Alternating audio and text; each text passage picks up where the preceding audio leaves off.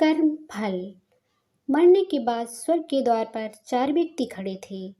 इन 4 व्यक्तियों में पहला राजा था, दूसरा एक बिजनेसमैन था, तीसरा पंडित था और चौथा एक आम आदमी मजदूर था।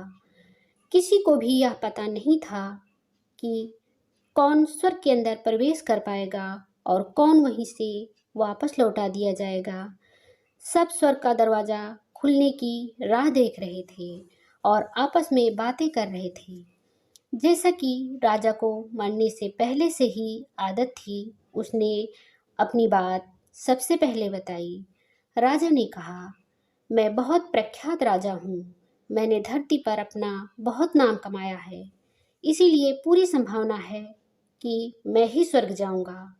फिर व्यापारी ने अपनी बात सामने रखी। वह बोला, मैंने धरती पर खूब धन कमाया और उस धन से मैंने सैकड़ों लोगों की मदद की, इसलिए मैं ही स्वर्ग का हकदार हूँ।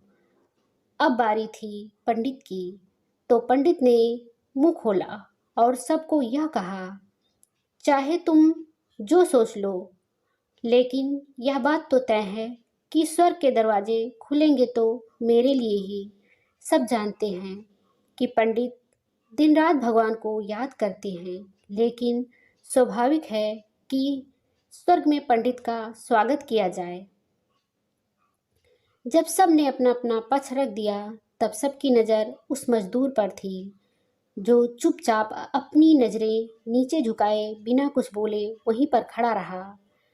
स्वर्ग का दरवाज़ा खुला और वहाँ पर एक देवदूत आकर खड़ा हो गया। देवदूत के हाथों में एक पुस्तक थी जिसमें इन सभी के कर्मों के बारे में लिखा हुआ था। देवदूत ने सबसे पहले राजा को अपने पास बुलाया और उससे पूछा, तुम बताओ, तुमने अपने जीवन में क्या क्या अच्छे कर्म किए हैं? मैं उन्हें इस पुस्तक में देखकर फैसला करूँगा कि तुम्हें अंदर आने देना है या नहीं।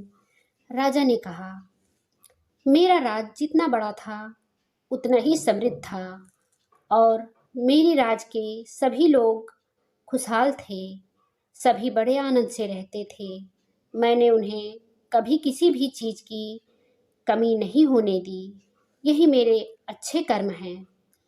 देवदूत ने अपने पुस्तक में देखा और देखने के बाद राजा से कहा, तुम सच बोलते हो।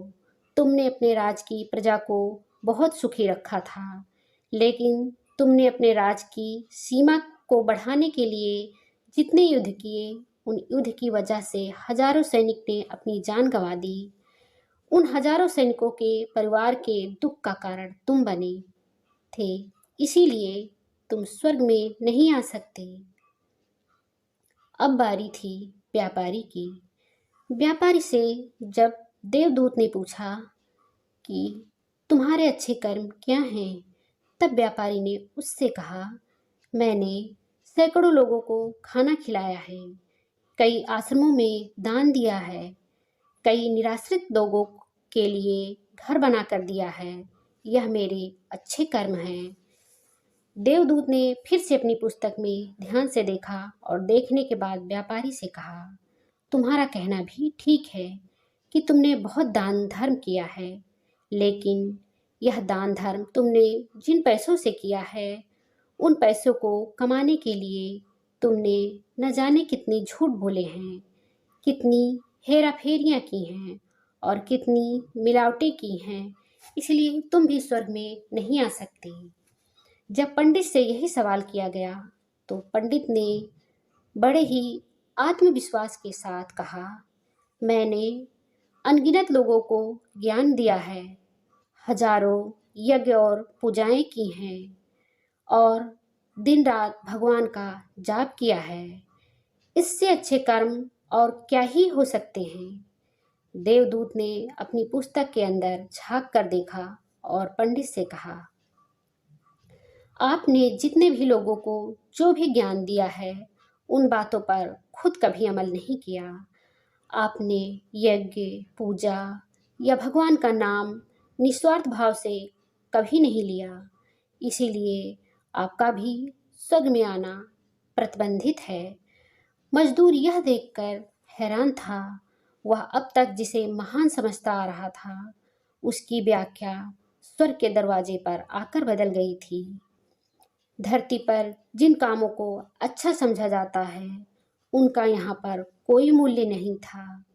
यमदूत ने जब इस मजदूर को अपने पास बुलाया और इससे पहले कि वह उससे उसके अच्छे कर्मों के बारे में पूछता, मजदूर बोल पड़ा, प्रभु, मैं जानता हूँ कि मैं भी स्वर्ग में आने के लायक नहीं हूँ, लेकिन फिर भी एक बार बाहर से ही स्वर्ग को झांक कर देखना चाहता हूँ।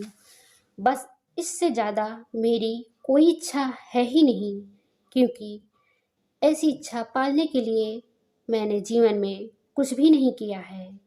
मैं पूरा दिन मेहनत करता और जो भी पैसा कमाता उन्हें अपने परिवार के पालन पोषण में खर्च कर देता। इसलिए दान धर्म के लिए कुछ बचता ही नहीं। लोगों की भला मैं क्या सेवा करता, क्योंकि काम के बाद जो थोड़ा सा समय मिलता उसको अपने ही बूढ़े माँ बाप की सेवा में बिता देता। और यह सब करने के बाद भी मैं कभी कभी मंदिर भी चला जाता और भगवान से जैसा भी मुझे दिया है उस जीवन के लिए धन्यवाद कहता। देवदूत ने अपनी पुस्तक में बड़े ध्यान से देखा और थोड़ी देर देखते ही रहा।